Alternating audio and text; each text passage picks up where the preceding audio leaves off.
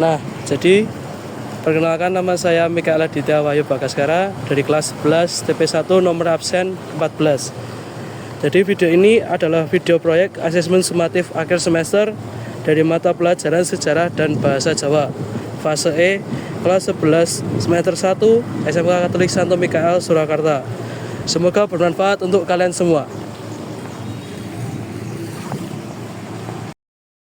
Saya Arya Bima Kirana, ex-11 TP1, absen 3 dari kelompok 5. Halo semuanya, perkenalkan nama saya Yosua Susilo dari kelas 11 TP1 absen 32. Jadi, pada masa kolonial, bangunan ini dikenal sebagai Société de Harmonie. Perannya sangatlah eksklusif, yaitu sebagai klub sosial elit bagi komunitas Eropa di Surakarta. Ini adalah pusat rekreasi, tempat penyelenggaraan, pesta dansa, dan interaksi sosial kaum elit Belanda, seperti para pejabat, militer, dan pengusaha perkebunan. Gedung ini berfungsi sebagai simbol status dan penegas dominasi sosial mereka di kota Surakarta. Lalu, pihak yang memprakarsai pembangunannya yang dimulai sekitar tahun 1880-an adalah pemerintah kolonial Belanda. Dan tujuan awalnya sendiri untuk rekreasi dan penegasan status sosial kaum elit Belanda atau Eropa.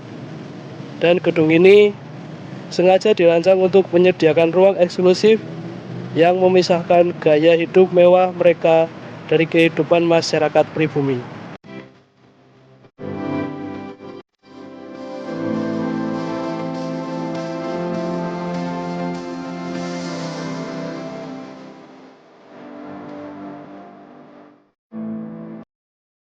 Nah, jadi dulu gedung ini itu dianggap atau memang dijadikan sebagai simbol dari Société de Harmonie, di mana eh, derajat seorang bangsawan dengan pribumi itu dibedakan di sini. Nah, jadi gedung ini tuh dulu khusus bagi para bangsawan Belanda.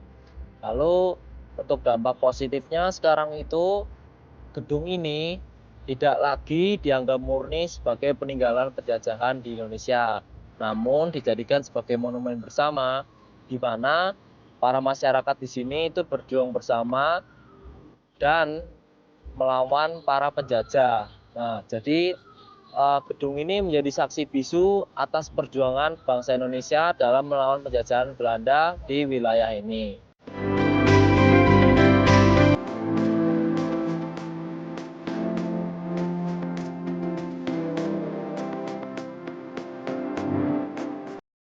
Pada saat ini, Gedung Juang 45 itu memang kondisi fisiknya sangat kokoh dan juga terawat.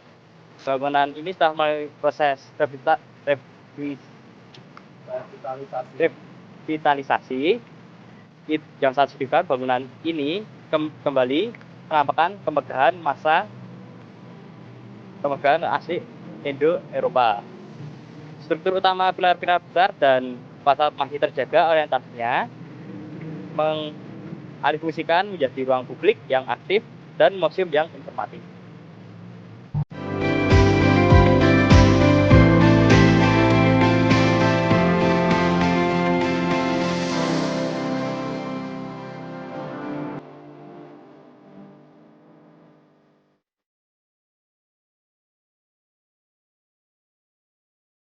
Ini sugeng enjing Bunindia lan Padra.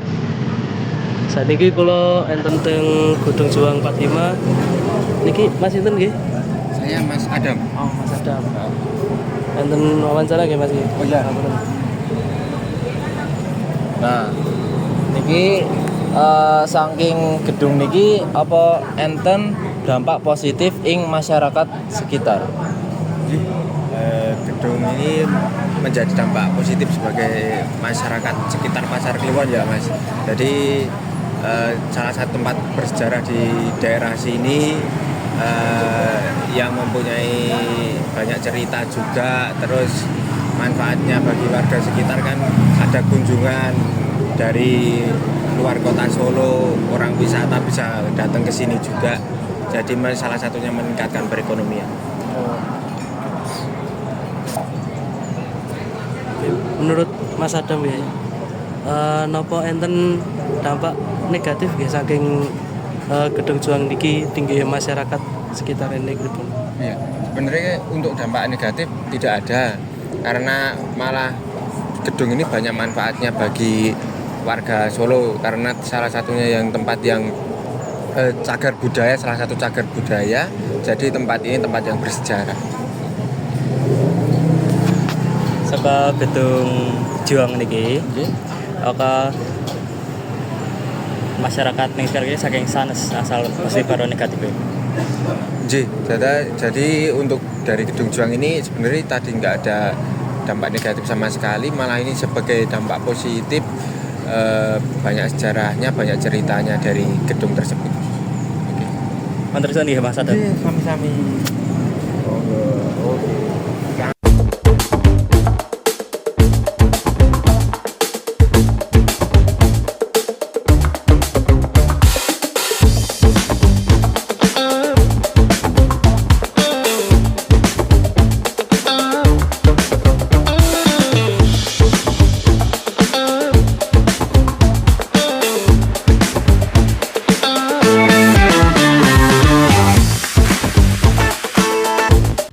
Nah, jadi guys, kesimpulannya gedung 45 ini andai buku 3 dimensi, di mana yang pertama itu ada arsitektur Indisch yang dimana menunjukkan bahwa kolonial Belanda itu pernah di sini dan pernah menjajah kita.